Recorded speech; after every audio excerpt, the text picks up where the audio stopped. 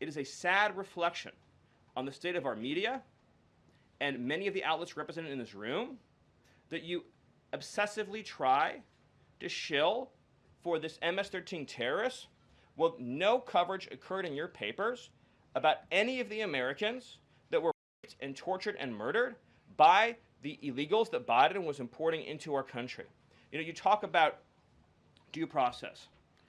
The Biden administration made the decision to give extensive due process to 2 trained Nicaragua terrorists that were apprehended at the border just a couple years ago.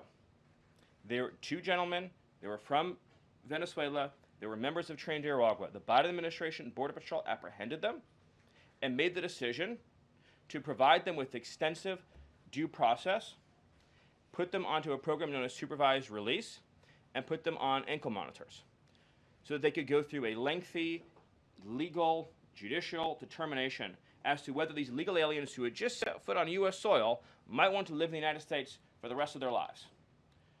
What was the result of that decision? What was the result of that choice that was made? Those 2 men kidnapped a young girl named Jocelyn Ungary from her family. They beat her, they assaulted her, they tortured her, they raped her, they murdered her, and they dumped her body. That is what the Biden administration's policy was.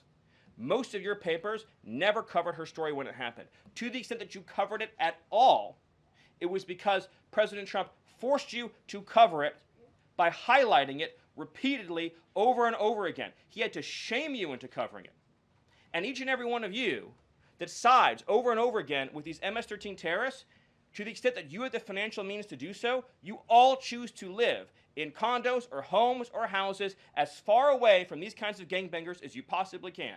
If I offered any one of you a rent-free home with no taxes to pay in any of these gang neighborhoods, and I said your neighbors are MS-13 terrorists or Mexican mafia or Sinaloa cartel or trained Nicaragua, I couldn't pay you to live there. But yet you, with your coverage, are trying to force innocent Americans to have these people as their neighbors, and that one day their daughter may be abducted from their home and murdered. So you're not going to get an ounce of sympathy from this administration or President Trump for the terrorists who've invaded our homes and our country.